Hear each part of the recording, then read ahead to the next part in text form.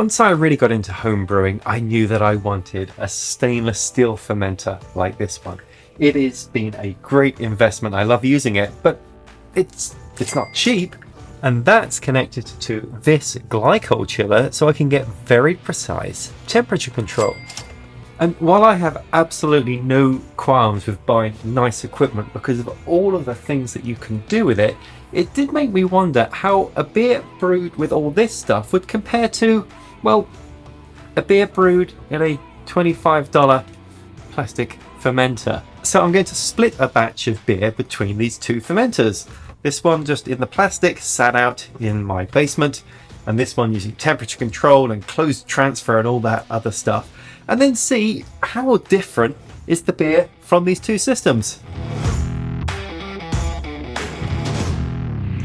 So I'm going to be splitting a single batch into the two fermenters, and I'm going to brew a 6-gallon batch, which is a bit of an issue because this brewing system is designed for 5-gallon batches. So I asked Emmett from Clawhammer Supply what to do about this, and here's what he recommends. So first of all, I've added all of my brewing water into here. So this is 8.5 gallons. And I'm going to treat this brewing water with my usual water salts. I'm using gypsum, calcium chloride, and Epsom salts just to get a nice balanced water profile. And then to adjust for the mash pH, I'm going to add in just a few milliliters of lactic acid. And now I'm just going to let this recirculate just for a couple of minutes. Now, what am I brewing today? Let's call it a Belgian Trappist pale ale. And I picked this style, if you can call it that, because this one really focuses quite a bit on fermentation. So things like the temperature of the fermentation can really affect the characteristics of the Trappist yeast. So what's in this beer? Well, 58% of the grist is coming from a Belgian Pilsner malt.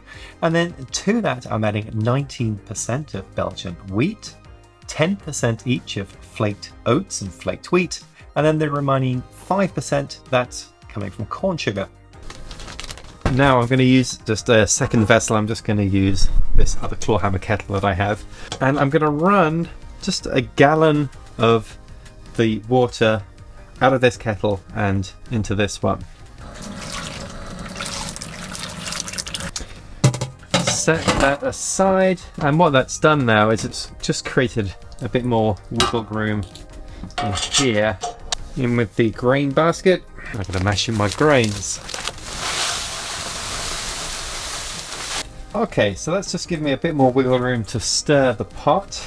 And this is a fairly low gravity beer, so I think that means I might be able to fit all my full volume of water back into here. And when I say low gravity, well, the original gravity for this, what we're shooting for is 1045. And look at that, it all fits perfectly. The grain still in the grain basket, it's not overflowing. If I did have too much water here, so if this was a slightly higher gravity beer, Emmett recommends you can do what he calls a dirty sparge, which is just add as much water as will fit in the basket, keep the rest of it aside, and then at the end when you pull the grains, just sparge the rest of that through the grains when you're done. So I'm going to mash for about an hour at 150 Fahrenheit or 66 Celsius. So these fermenters, I've got here a Spike CF5. This is a pressurized fermenter, so it can hold pressure here up to 15 psi. So that allows you to do things like close transfers into kegs, also ferment under pressure if you'd like as well. And then it has all of these tri-clamp fittings. So actually I have a whole tray of these fittings that can do all sorts of things. I can carbonate the beer, I can draw samples as I go. All of this stuff just kind of clips on, and then I can harvest the yeast even once the fermentation is done as well. So this is a really very versatile system. It's also got a glycol cooling coil at the top here, which I use to keep the temperature to exactly what I want it to be. This thing here is the Fermonster. Holds 3 gallons of beer. This holds 7, and no temperature controlled or anything like that. I guess though you could put it in a chest freezer because it's pretty small. Comes with a spigot, something to monitor the temperature, and then just an airlock at the top. Yeah, feels pretty inexpensive, which it is, but it should get the job done. I mean, this is going to brew beer, no question about it. The question is, how much better, if at all, and how different is the beer going to be from this fermenter?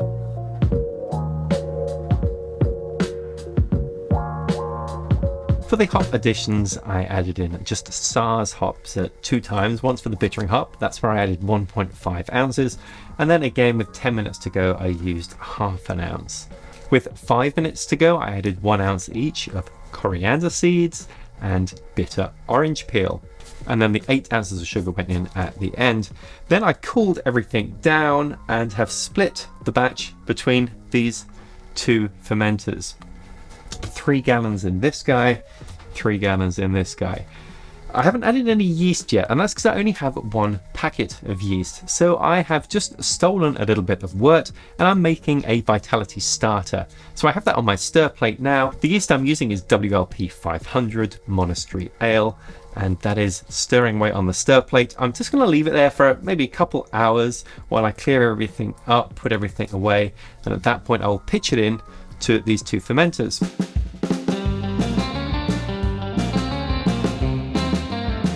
The Glycol setup had my beer holding steady at 72 Fahrenheit throughout fermentation. I hooked up the carbonation stone to the CF5 so I could get the beer fizzy directly in the fermenter. I set my temp controller to cold crash, then let the beer sit under pressure for a few days at 12 psi. Nothing so fancy for the cheap fermenter, that just sat out at ambient room temperature until, when the beer was done, I moved it across the brewery to a chest freezer to cold crash.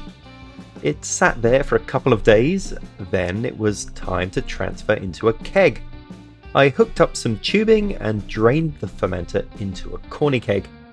Easy enough, but with this open transfer, I exposed my beer to quite a lot of air. Then I flushed the keg and burst carbonated for a few days.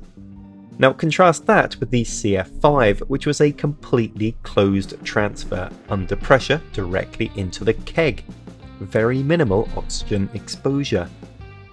But the real question is, did any of this make a noticeable difference to the finished product?